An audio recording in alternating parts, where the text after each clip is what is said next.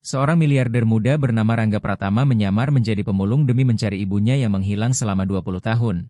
Sebuah kisah mengharukan yang banyak diburu orang, namun tak seorang pun mengetahui rahasia pahit di balik seragam oranye petugas kebersihan yang ia temui di pinggir jalan Surabaya. Ia memiliki segalanya tetapi rela melepaskan kekayaan triliunan rupiah hanya demi satu pelukan dari seorang perempuan yang dianggap sampah oleh dunia. Akankah sang ibu mengenalinya atau justru mengusirnya karena luka masa lalu? Ikuti perjuangan lengkap Rangga Pratama menjemput ratunya dari jalanan, dan jangan lupa menekan tombol subscribe agar tidak tertinggal kelanjutan kisah yang menguras air mata, serta ketuk amin di kolom komentar jika ingin melihat ibu kalian bahagia dan sehat selamanya, karena doa tulus sangat berarti. Cahaya matahari pagi menyelinap melalui jendela kaca setinggi langit-langit di lantai 50 sebuah gedung pencakar langit di kawasan pusat bisnis Jakarta. Di dalam ruangan itu Rangga Pratama, pria berusia 25 tahun dengan rahang tegas dan tatapan mata dingin, berdiri mematung mengenakan kemeja putih pesanan khusus yang nilainya setara gaji 1 tahun buruh pabrik. Di pergelangan tangannya melingkar jam tangan mewah yang terus berdetak, namun bagi Rangga Pratama waktu seolah berhenti 20 tahun lalu. Ia adalah gambaran kesuksesan yang diimpikan banyak orang karena di usia muda telah memimpin kerajaan properti warisan ayahnya Hendra Wijaya. Namanya kerap menghiasi sampul majalah bisnis sebagai miliarder muda paling berpengaruh. Tetapi siapapun yang menatap matanya lebih dalam tak akan menemukan kebahagiaan melainkan kehampaan yang sunyi. Hari-harinya dipenuhi angka, tanda tangan kontrak, dan perintah yang tak boleh dibantah. Ia hidup di rumah besar seluas lapangan sepak bola bersama beberapa asisten rumah tangga dan benda-benda antik yang dingin tanpa nyawa. Ia tak punya sahabat karena setiap orang yang mendekat hanya menginginkan hartanya. Makan malam mewah dari koki ternama pun lebih sering ia santap dalam kesunyian yang menyakitkan, ditemani bunyi sendok beradu dengan piring porselen. Pagi itu sebelum berangkat ke kantor, Rangga Pratama membuka sebuah brankas kecil tersembunyi di balik lukisan abstrak di ruang kerjanya, dan setelah memasukkan kode rahasia, pintu baja terbuka tanpa menampakkan uang atau perhiasan melainkan hanya sebuah kotak kayu kusam berbau kenangan. Dari dalamnya ia mengeluarkan foto lama yang menguning dan retak, di banyak sisi menampilkan seorang perempuan menggendong anak kecil berusia sekitar 4 tahun, namun wajah sang perempuan sengaja disobek kasar seakan dihapus dari sejarah. Anak kecil dalam foto itu adalah Rangga Pratama yang tertawa lebar mengenakan kalung logam berbentuk huruf R di lehernya. "Siapa sebenarnya dirimu, Bu?" bisiknya lirih dengan suara serak nyaris tak terdengar. Setiap kali ia bertanya pada ayahnya, Hendra Wijaya selalu menjawab keras bahwa ibunya telah mati bagi mereka karena memilih meninggalkan kemewahan demi hidup sebagai sampah, dan melarangnya bertanya lagi. Namun hati Rangga Pratama menolak percaya karena ia masih merasakan hangatnya pelukan itu dan mengingat aroma sabun batangan murah serta lantunan Nina Bobo yang terasa jauh lebih indah daripada musik klasik di gedung konser mewah. Sejak kecil ia ditempa menjadi mesin pencetak uang tanpa ruang bagi perasaan. Ayahnya Hendra Wijaya membentuk Rangga Pratama menjadi pribadi keras tanpa ampun yang menilai manusia berdasarkan kasta sosial. Di kantor megahnya, Rangga Pratama dikenal sebagai pemimpin dingin tanpa belas kasih yang sanggup memecat karyawan hanya karena kesalahan kecil pada laporan. Para staf gemetar setiap kali mendengar derap sepatu kulitnya bergema di lorong. Mereka hanya melihat sosok miliarder angkuh tanpa pernah tahu bahwa setiap malam Rangga Pratama tertidur sambil menggenggam sobekan foto tua, berharap keajaiban mempertemukannya kembali dengan sang ibu. Surabaya tiba-tiba melintas di benaknya hari itu ketika saat membersihkan laci meja kerja lama milik mendiang pengacara ayahnya, ia menemukan map usang berisi dokumen perceraian orang tuanya yang disembunyikan selama 2 dekade, dan di sana tertera jelas alamat terakhir ibunya di sebuah kampung padat penduduk wilayah Kenjeran, Surabaya Utara. Rangga Pratama menatap bayangannya di cermin besar melihat pria kaya raya yang tampak memiliki segalanya namun sejatinya tak memiliki apapun. Ia muak pada kepalsuan dan protokol serta hormat semu yang lahir hanya dari saldo rekening. Dalam hati ia bertekad akan mencarinya meski harus kehilangan semuanya. Di balik jendela Jakarta mulai riuh oleh klakson dan hiruk-pikuk pencari nafkah, Rangga Pratama mengambil ransel tua dari gudang, melepaskan jam tangan mewahnya dan meletakkannya di meja lalu menggantinya dengan rencana gila. Ia tidak akan datang sebagai miliarder atau dengan mobil mewah yang membuat orang kecil menjauh. Ia memilih menjadi sosok tak terlihat dan bagian dari mereka yang terpinggirkan karena di antara debu dan keringat kota itulah ia yakin ibunya menunggu. Ia keluar tanpa pamit pada sekretaris, melintasi lobi kantornya dengan langkah baru tanpa keangkuhan, hanya kegelisahan seorang anak yang rindu pulang. Perjalanan ini bukan untuk mencari keuntungan melainkan menjemput separuh jiwanya yang tertinggal pada seorang perempuan yang mungkin hidup dalam kesusahan sementara dirinya bergelimang harta. Setibanya di Surabaya dengan perasaan berkecamuk, ia menolak menginap di hotel bintang 5 miliknya di pusat kota dan memilih menyewa kamar kos sempit di pinggiran Wonokromo. Di ruang pengap berukuran 3 kali 3 meter ia menatap cermin kusam dan mulai menanggalkan identitas. Kemeja sutranya berganti kaos oblong pudar dari pasar Loak Jambangan dan celana kainnya diganti celana kargo lusuh. Tumpukan uang tunai di tasnya terasa tak bermakna jika tak membawanya pada ibunya. Ia pun sadar hidup sebagai orang biasa jauh lebih berat dari bayangannya karena selama ini ia terbiasa dilayani dan memerintah. Kini ia hanyalah pria asing yang dicurigai tetangga kos. Suatu pagi seorang penjual kopi tua di depan kos bertanya apakah ia sudah mencari kerja dan Rangga Pratama tersentak karena harus menurunkan nada bicaranya. Ia menjawab kaku bahwa pekerjaan apapun tak masalah asalkan halal. Ia berusaha meniru logat bicara orang-orang di sekitarnya namun aura bangsawan yang melekat pada Rangga Pratama selama 25 tahun tak bisa lenyap dalam semalam. Hari-harinya di Surabaya mulai menyingkap rapuhnya rencana yang ia susun ketika ia berkeliling menelusuri alamat dari dokumen lama itu hanya untuk mendapati kota telah berubah drastis. Kampung yang dahulu tercatat sebagai tempat tinggal ibunya kini berganti deretan ruko mewah dan gedung perkantoran sehingga alamat itu seakan ditelan zaman. Rangga Pratama berdiri terpaku di depan sebuah bangunan besar menyadari ironi pahit bahwa mungkin ia sedang berpijak di tanah yang dulu pernah menjadi tempat ibunya menimangnya namun kini berubah menjadi beton dingin tanpa jejak. Frustrasi pun memuncak setiap malam saat ia duduk di tepi ranjang lipat mendengar deru kendaraan dan tangis bayi dari kamar sebelah hingga ia mulai merasa pencarian ini sia-sia seperti mencari sebutir pasir di padang gurun. Di saat-saat itulah emosinya goyah karena ia merindukan kenyamanan kantor lamanya sekaligus membenci diri sendiri karena rindu pada kemewahan. Suatu sore ia melihat seorang perempuan parubaya menggendong cucunya di pasar dan tanpa sadar mendekat dengan mata berkaca-kaca berharap itu ibunya namun ketika perempuan itu menoleh wajahnya asing dan tatapannya penuh jijik pada penampilan kumal Rangga Pratama sambil menuduhnya hendak mencopet. Kata-kata itu menghantam ulu hatinya karena untuk pertama kali ia dipandang sebagai sampah masyarakat. Sosok yang dulu dielu-elukan sebagai pangeran bisnis kini dianggap ancaman hanya karena pakaian. Dari sana ia mulai merasakan betapa tidak adilnya dunia menilai manusia dari kulit luar. Di tengah keputusasaan ia tetap menjalani rutinitas barunya sebagai warga kelas bawah dengan makan di warteg sederhana, mandi dengan air yang kadang mati, dan tidur berselimut sisa harapan.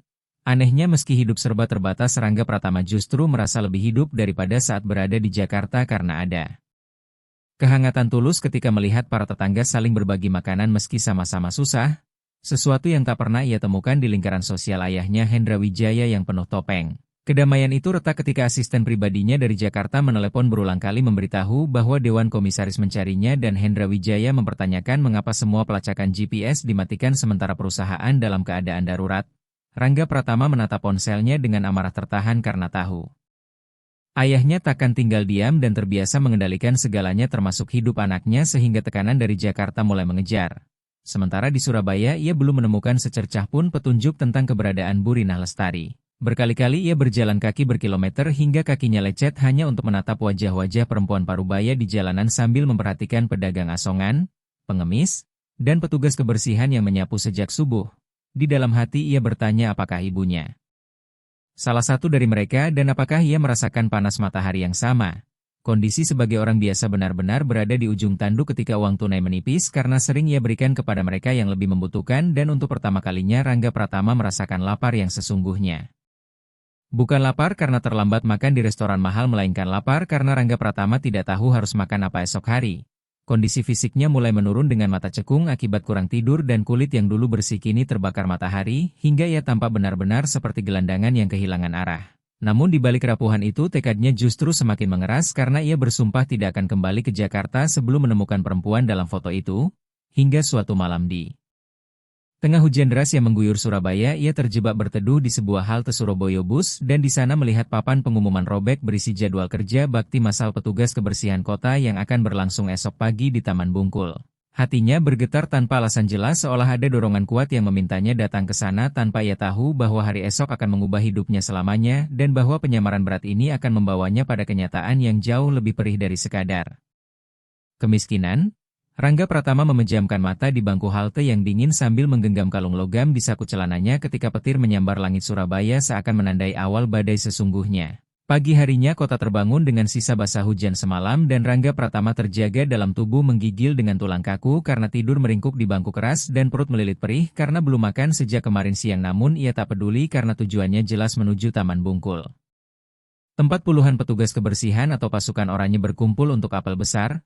Ia berjalan tertatih dengan penampilan yang kini tak bisa dibedakan dari pengemis jalanan dengan rambut kusut, kaos oblong penuh lumpur kering dan bau tak sedap.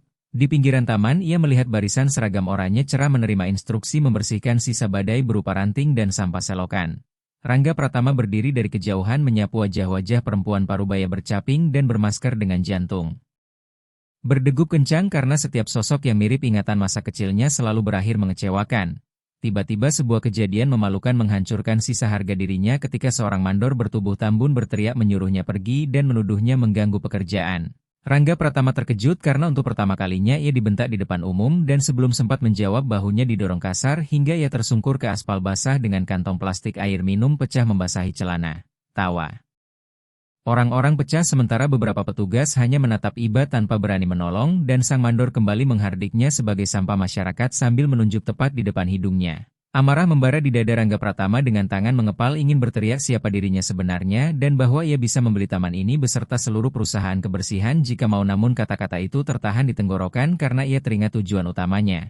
Sebab jika membuka identitas sekarang ia akan kehilangan kesempatan menemukan ibunya dengan cara yang tulus.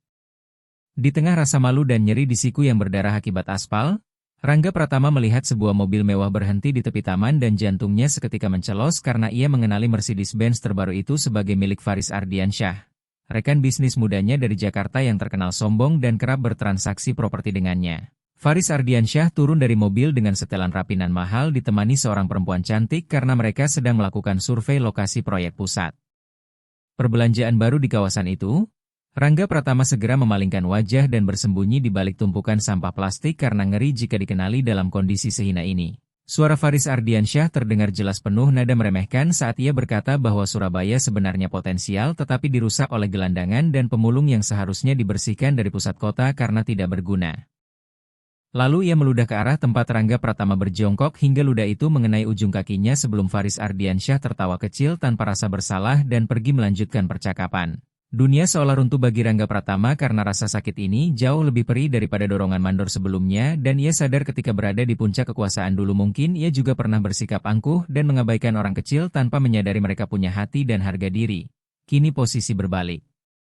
Karena ia berada di kasta terendah dihina oleh orang yang seharusnya menjadi bawahannya dalam dunia bisnis sehingga konflik batinnya memuncak dalam kesepian dan kehinaan. Tepat saat ia nyaris menyerah dan ingin menelepon asistennya agar menjemputnya dengan jet pribadi, sebuah tangan yang kasar namun hangat menyentuh pundaknya disertai suara lembut bergetar karena usia yang menenangkannya sambil menyodorkan air minum dan berkata agar ia tidak memasukkan ke hati omongan orang.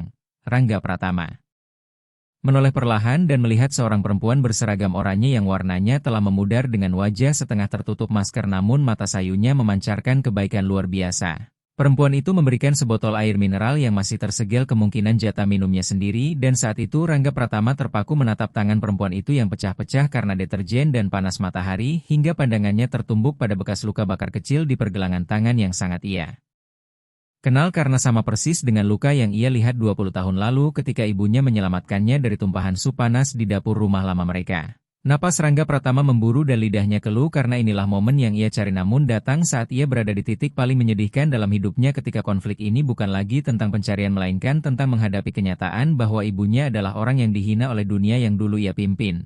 Dengan suara bergetar ia berbisik.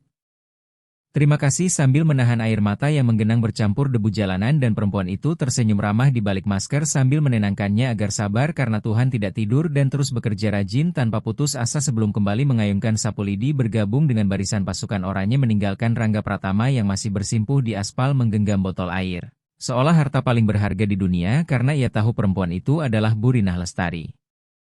Ia tahu perjuangannya baru saja dimulai karena ia tak bisa begitu saja datang dan mengaku sebagai miliarder di hadapan kemuliaan hati seorang ibu yang rela menjadi penyapu jalan demi bertahan hidup.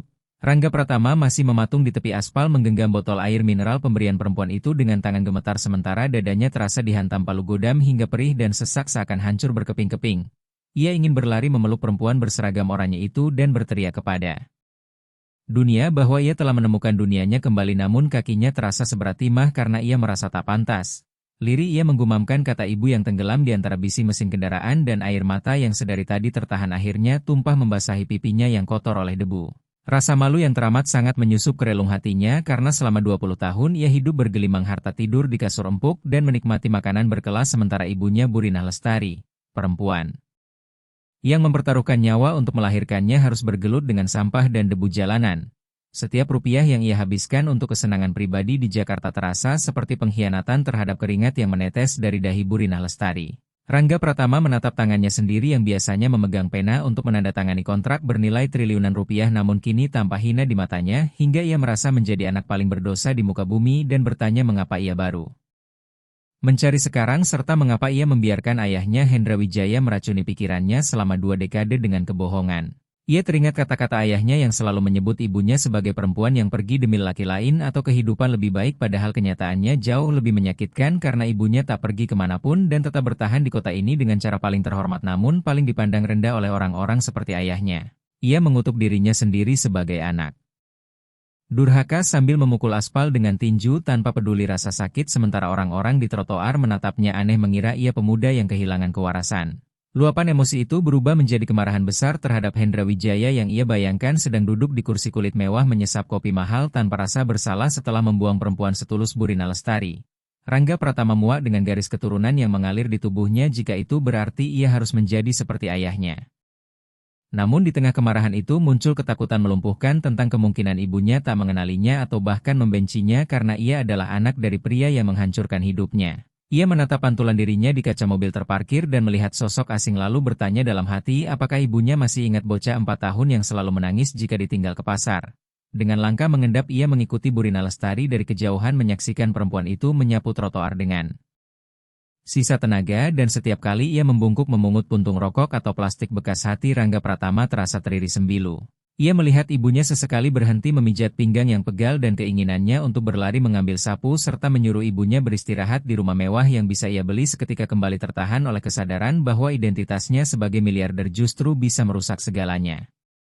Ia bertanya dalam hati jika datang membawa tumpukan uang sekarang apakah itu akan menyembuhkan luka 20 tahun atau justru mempermalukan harga diri ibunya yang telah berjuang sendirian tanpa bantuan siapapun lalu Rangga Pratama membisikkan pada dirinya sendiri bahwa ia tidak bisa muncul sebagai pengusaha sambil menyeka air mata dengan lengan baju yang kotor dan menegaskan bahwa ia harus mengetahui bagaimana kehidupan ibunya selama ini serta merasakan apa yang ia rasakan sehingga kesedihan mendalam itu berubah menjadi tekad gelap namun kuat.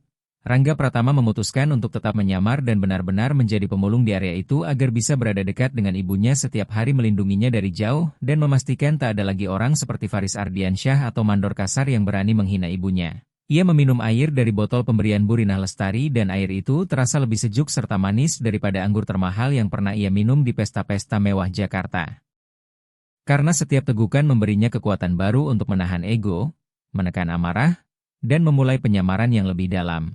Malam itu Rangga Pratama tidak kembali ke kos melainkan tidur di dekat pangkalan pasukan oranye beralaskan kardus hanya agar ia bisa melihat ibunya saat jam kerja subuh dimulai dan di bawah langit Surabaya yang kelam ia berjanji akan mengembalikan mahkota ibunya yang hilang bukan dengan paksaan melainkan dengan cinta utuh serta menjemput ratunya dari jalanan setelah membuktikan bahwa ia masih anak kecil yang sama yang dulu mencintai ibunya lebih dari apapun. Emosinya stabil dalam kesedihan tenang saat ia menatap foto kecil di saku dan bagian wajah yang sobek itu kini terisi wajah perempuan lelah namun bercahaya yang memberinya minum seraya berbisik agar ibunya menunggu karena sebentar lagi ia tak perlu memegang sapu lagi sebelum kelelahan membawanya terlelap dalam mimpi beraroma sabun batangan murah masa kecilnya. Subuh di Surabaya dimulai dengan gesekan ritmi sapu lidi di atas aspal dan Rangga Pratama terbangun dari tidur tak nyenyak di atas kardus dengan badan pegal namun matanya langsung mencari seragam oranye di bawah lampu jalan dan benar saja tak jauh Burinah Lestari telah bekerja membersihkan sisa daun kering di sepanjang trotoar Jalan Pahlawan. Rangga Pratama bangkit merapikan karung rongsokan sebagai atribut penyamarannya lalu berjalan perlahan berpura-pura memungut botol plastik di dekat area sapuan Burinah Lestari dengan jantung berdebar saat jarak tinggal beberapa meter karena inilah kesempatan tak terduga untuk masuk ke hidup ibunya tanpa bayang-bayang harta. Ia menyapa dengan suara direndahkan agar tak terdengar seperti pria kota terdidik dan Burinah Lestari menoleh lalu tersenyum ramah mengenali pemuda yang kemarin ia beri minum sambil bertanya apakah ia sudah mendapat banyak rongsokan. Rangga Pratama menggeleng pelan menunjukkan karung hampir kosong dan menjawab lirih bahwa masih sepi serta badannya lemas karena kehujanan semalam sehingga Burinah Lestari menghentikan sapuan sejenak menatapnya dengan pandangan keibuan yang nyaris meruntuhkan pertahanan batinnya lalu menasihati agar tidak memaksakan diri dan bertanya siapa namanya. Rangga Pratama menelan ludah sejenak sebelum menjawab dengan nama samaran Arif. "Ah, Adi?" Bu, jawab Rangga Pratama cepat memakai nama samaran yang mirip dengan namanya sendiri, lalu perempuan itu tersenyum sambil berkata bahwa namanya Burina Lestari dan mempersilakan dipanggil Burina atau Mak Rina seperti kebiasaan teman-temannya sambil terus bekerja dan mengajak Adi ikut menyapu karena biasanya di sekitar taman banyak botol minuman dibuang sembarangan. Sehingga lebih baik berjalan bersama daripada berkeliling tanpa arah. Kesempatan itu tidak disia-siakan Rangga Pratama. Dan selama 3 jam berikutnya terhampar pemandangan kontras namun menyentuh ketika seorang miliarder muda yang biasa memimpin rapat di ruang mewah kini berjalan di belakang petugas kebersihan memunguti botol plastik bekas yang ditunjukkan oleh ibunya. Sambil bekerja, Burina Lestari bercerita tanpa curiga membuka lembaran hidupnya kepada Adi bahwa ia telah menjadi pasukan oranye selama 10 tahun terakhir dan tinggal di rumah peta kecil dekat bantaran sungai. Rangga Pratama memberanikan diri bertanya apakah ia punya keluarga. Dengan tangan gemetar memungut kaleng bekas hingga langkah Burina Lestari terhenti sejenak saat menatap langit subuh yang mulai membiru dan berkata lembut bahwa ia punya 1 anak laki-laki namun sudah 20 tahun tak bertemu karena dibawa ayahnya sejak kecil dan mungkin kini telah menjadi orang hebat, bos besar di Jakarta. Nadanya tanpa dendam, hanya kerinduan dalam.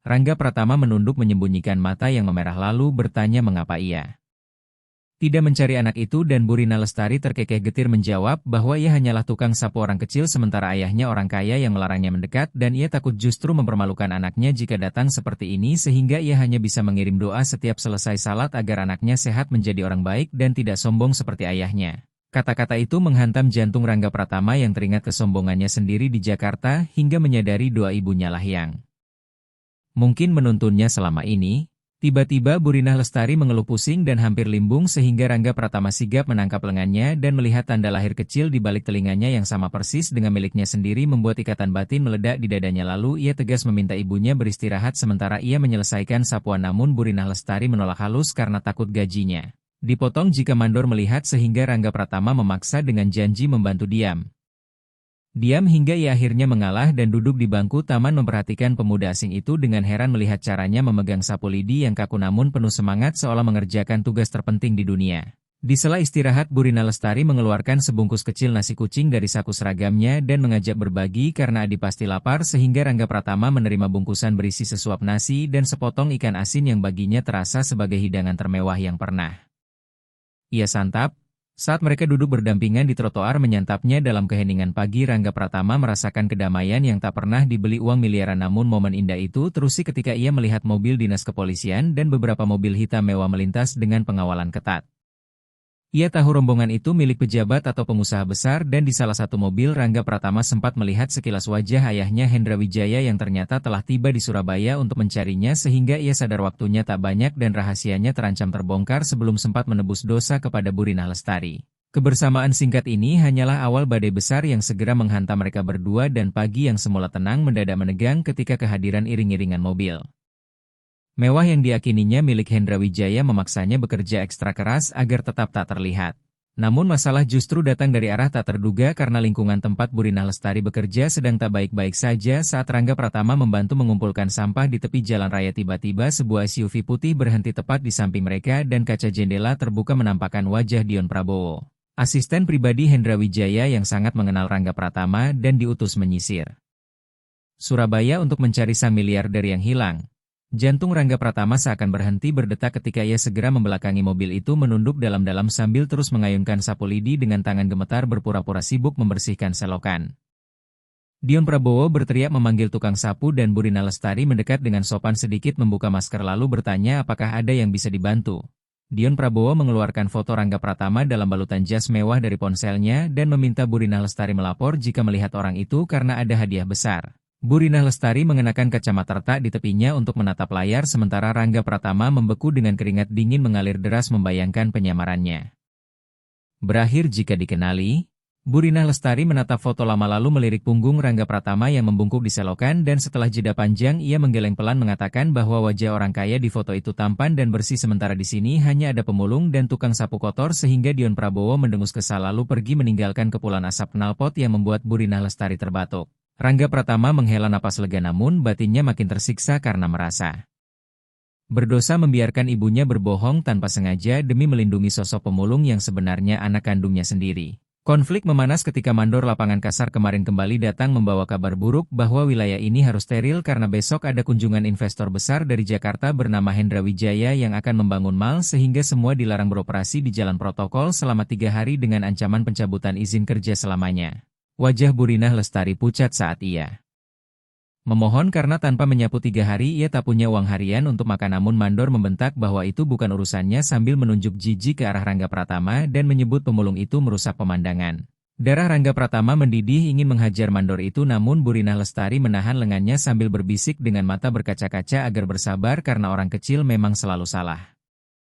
Kemalangan belum berhenti karena pada sore hari saat mereka berjalan pulang menuju bedeng tempat tinggal Bu Rinah Lestari, sekelompok preman pasar menghadang dan menegaskan bahwa wilayah memulung Rangga Pratama berada di bawah kekuasaan mereka sambil menuntut setoran keamanan yang tak masuk akal. Salah satu preman bertato berteriak mengejek pemulung baru yang belum setor, lalu ketika Rangga Pratama mencoba bernegosiasi mereka justru merampas karung rongsokannya dan menumpahkan isinya ke jalan. Bu Rinah Lestari berusaha membela namun malah didorong hingga terjatuh ke tumpukan sampah, dan melihat ibunya terjatuh Rangga Pratama nyaris kehilangan kendali ingin memanggil bantuan dan menggunakan kekuasaannya untuk menghancurkan para preman itu seketika. Tetapi ia teringat posisinya karena jika melawan dengan teknik bela diri kelas elit Jakarta atau mengeluarkan uang jutaan untuk menyogok maka identitasnya akan terbongkar sehingga akhirnya ia hanya bisa pasrah ketika para preman mengambil sisa uang receh di sakunya serta botol air mineral pemberian Bu Rinah Lestari yang ia simpan sebagai kenang-kenangan. Keadaan makin rumit saat Rangga Pratama menyadari Hendra Wijaya telah menyewa detektif swasta yang mulai menyisir kos lamanya sehingga dunia seolah mengepungnya dari segala sisi, karena di satu sisi ia ingin terus bersama ibunya yang hidup di bawah intimidasi mandor dan preman, sementara di sisi lain ayahnya kian dekat untuk menemukannya dan kemungkinan besar akan menyakiti atau mengusir Bu Rinah Lestari jika tahu perempuan itu adalah alasan ia menghilang. Malam itu di bawah rintik hujan yang kembali turun, Rangga Pratama duduk di depan bedeng bocor milik Bu Rinah Lestari menyaksikan ibunya mengolesi kaki yang memar dengan minyak kayu putih akibat dorongan preman tadi, dan ia merasa gagal total karena harta triliunan rupiahnya tak berguna di sini. Ia tak mampu melindungi ibunya dari mandor maupun preman dan bahkan sedang diburu oleh ayahnya sendiri. Dengan suara parau ia bertanya mengapa hidup begitu keras pada orang baik, dan Bu Rinah Lestari tersenyum tipis menahan perih sambil berkata bahwa hidup tidak keras melainkan manusia yang membuatnya keras, dan yang penting ia tidak mencuri serta tidak menyakiti orang lain, lalu mempersilakan Rangga Pratama tidur di situ karena di luar dingin. Rangga Pratama menatap langit hitam Surabaya menyadari ia berada di titik harus memilih antara tetap bersembunyi dan membiarkan ibunya terus dihina atau muncul ke permukaan. Menghadapi amukan Hendra Wijaya yang bisa menghancurkan hidup Bu Rinah Lestari selamanya, sehingga konflik ini bukan lagi soal rahasia melainkan keselamatan nyawa dan harga diri ibunya yang kian terancam. Malam itu menjadi yang paling kelam ketika hujan deras mengguyur Surabaya, seakan semesta ikut menangis menyaksikan kehancuran hatinya di dalam bedeng berukuran 2x2 meter dengan atap seng bocor di sana-sini. Rangga Pratama duduk di lantai semen dingin menatap ibunya yang tertidur meringkuk karena kedinginan dan menyadari titik terendahnya bukan saat kehilangan kasur mewah melainkan ketika keberadaannya di sini justru membawa bahaya bagi ibunya. Keesokan paginya badai sesungguhnya menghantam karena sebelum matahari tinggi deru mobil-mobil mewah kembali terdengar, dan kali ini berhenti tepat di depan deretan bedeng liar tempat tinggal para petugas kebersihan dengan pengawalan memecah kesunyian pagi. Rangga Pratama tersentak bangun dari celah dinding kayu berlubang dan melihat sosok yang paling ia takuti. Hendra Wijaya turun dari mobil dengan wajah merah padam oleh amarah didampingi Dion Prabowo dan belasan pengawal berbadan besar, sementara mandor lapangan yang kemarin menghina Rangga Pratama berdiri membungkuk ketakutan sambil menunjuk ke arah bedeng.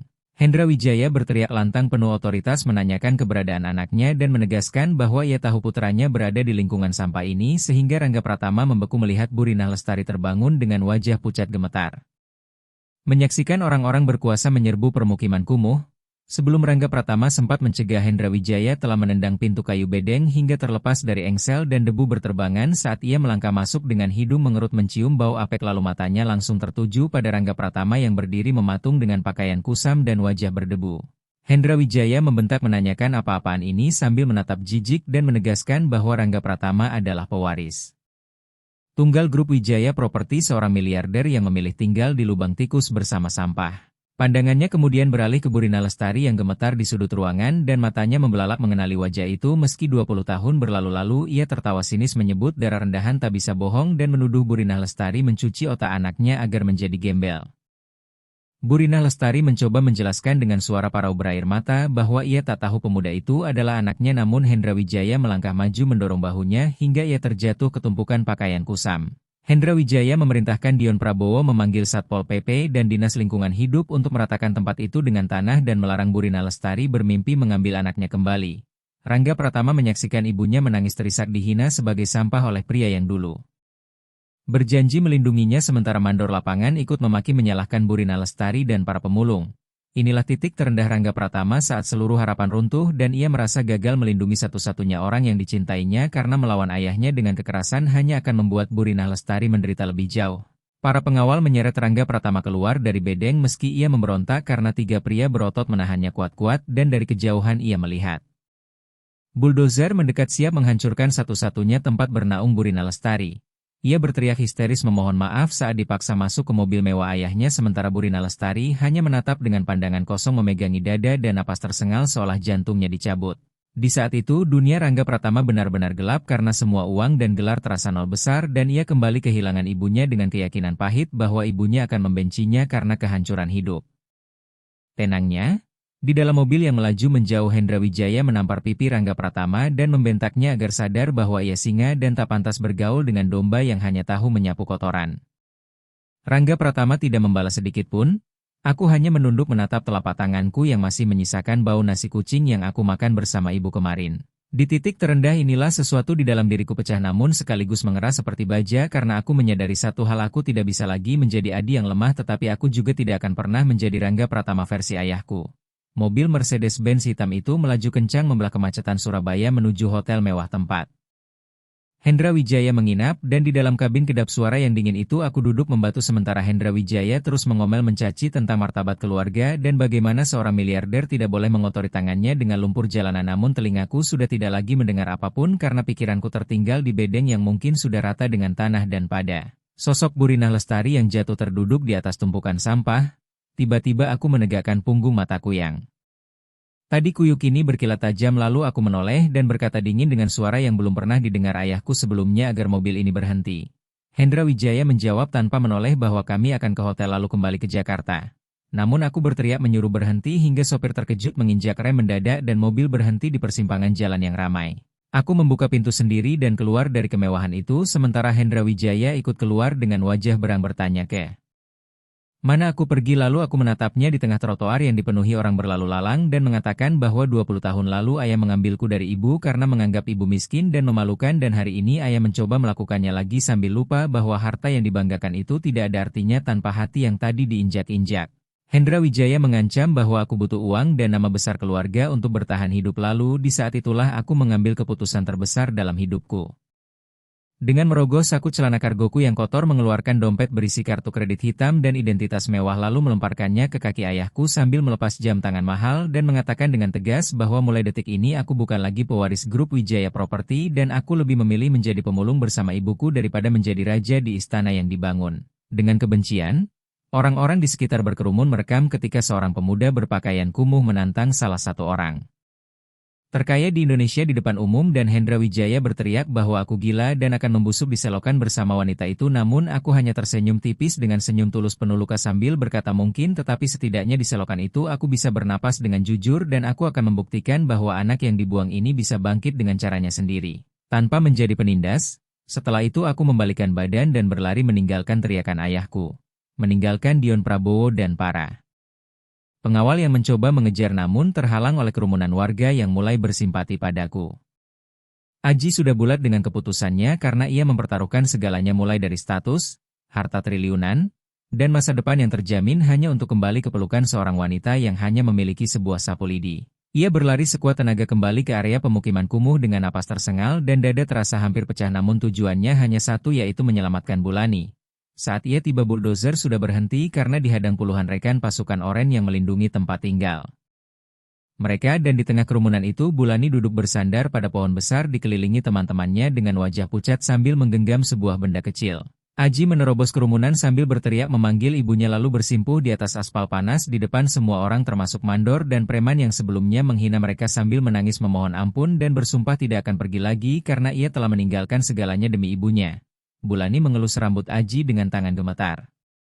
dan berbisik bahwa ia memang anaknya yang dulu. Lalu Aji mengakui dirinya sebagai anak kecil yang dulu selalu dipeluk ibunya.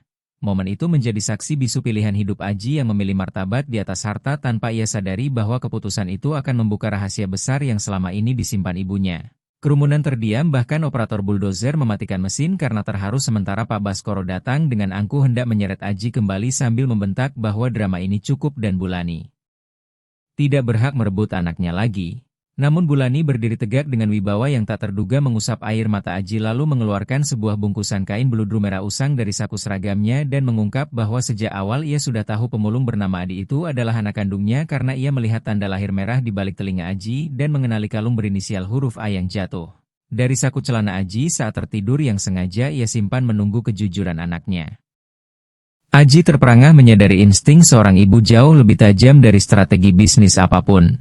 Lalu Bulani menatap Pak Baskoro dengan tajam tanpa rasa takut dan menyatakan bahwa selama 20 tahun ia diam bukan karena takut melainkan agar Aji tumbuh tanpa kebencian. Namun hari ini Pak Baskoro telah mencoba menghancurkan satu-satunya harga diri anaknya yaitu hatinya. Setelah itu Bulani mengeluarkan sebuah dokumen tua dari tas pinggangnya yang menandai awal terungkapnya rahasia besar yang akan mengubah segalanya. Dokumen itu adalah sesuatu yang selama ini ia jaga lebih berharga daripada nyawanya sendiri. Burina Lestari menatap tajam Hendra Wijaya lalu berkata bahwa ia bukan sekadar petugas kebersihan biasa. Ia memang memilih hidup tersembunyi untuk menjauh darinya. Namun sebelum ia dibuang, tanah yang sedang mereka injak adalah miliknya. Warisan dari kakeknya yang tidak pernah berhasil direbut karena surat asli sah berada di tangannya. Wajah Hendra Wijaya langsung memucat dan tubuhnya gemetar saat melihat dokumen itu. Ia baru menyadari bahwa lokasi yang ingin ia bangun menjadi pusat perbelanjaan besar secara hukum sepenuhnya milik Burina Lestari. Dokumen yang selama ini ia kira lenyap dalam kebakaran rumah lama ternyata disimpan rapi. Keadaan berubah seketika ketika polisi dan aparat yang tadinya hendak menggusur justru memeriksa keabsahan surat tersebut. Mandor kasar yang sebelumnya menghina langsung bersimpuh ketakutan karena takut kehilangan pekerjaannya. Sementara Hendra Wijaya yang selama ini merasa berkuasa kini terjepit oleh hukum dan kebenaran.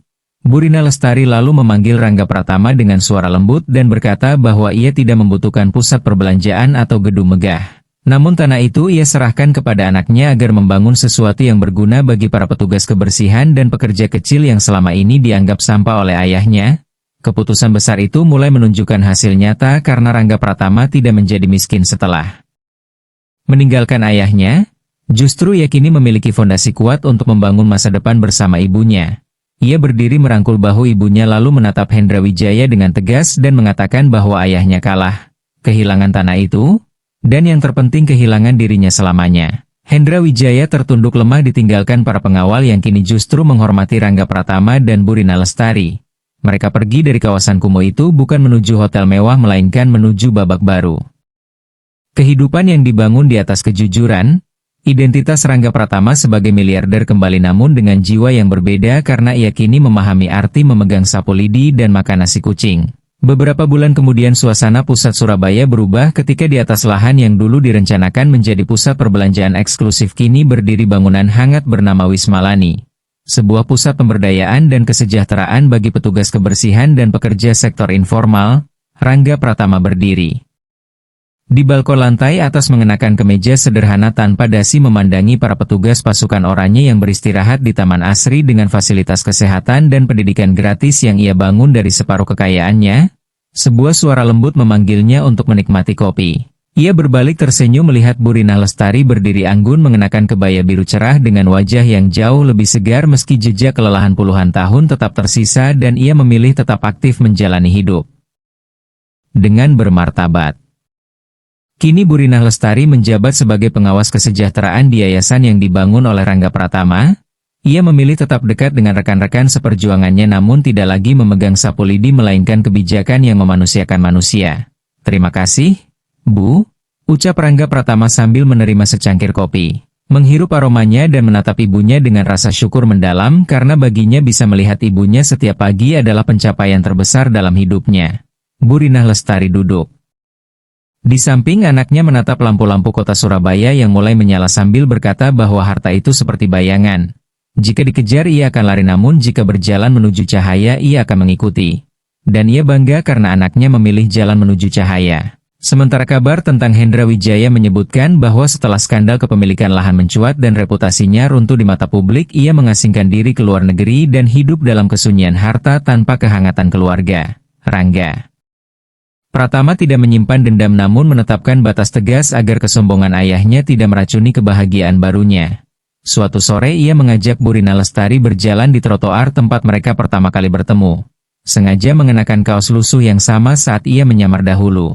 Berhenti di sebuah halte bus yang kini telah bersih dan terawat sambil berkata bahwa di tempat itulah ia belajar bahwa seteguk air mineral dari tangan seorang ibu jauh lebih berharga daripada segelas anggur di istana. Dan bahwa menjadi miliarder tidak berarti apa-apa jika tidak mampu memandang orang kecil sebagai sesama manusia. Bu Rina Lestari menggenggam tangan anaknya erat dan berkata bahwa pelajaran itu mahal karena 20 tahun perpisahan hanya untuk memahami bahwa cinta tidak membutuhkan kemewahan untuk bertahan.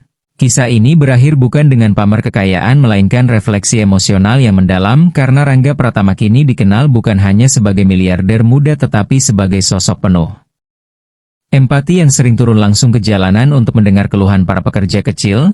Pesan moralnya jelas bahwa kehormatan tidak ditentukan oleh seragam atau banyaknya sampah yang dipungut melainkan oleh ketulusan hati dan kejujuran jiwa. Seorang anak bisa tersesat di tengah gemerlap harta namun doa dan kasih sayang seorang ibu akan selalu menjadi kompas yang membawanya pulang. Rangga Pratama menatap langit senja Surabaya sambil memeluk ibunya erat di tengah hiruk-pikuk kota karena ia telah membuktikan bahwa kesuksesan sejati adalah mampu bersujud di kaki orang yang membesarkannya dengan air mata dan mengangkat martabat mereka setinggi langit. Perjalanan sang miliarder penyamar pun usai dan dimulailah kehidupan baru sebagai manusia seutuhnya.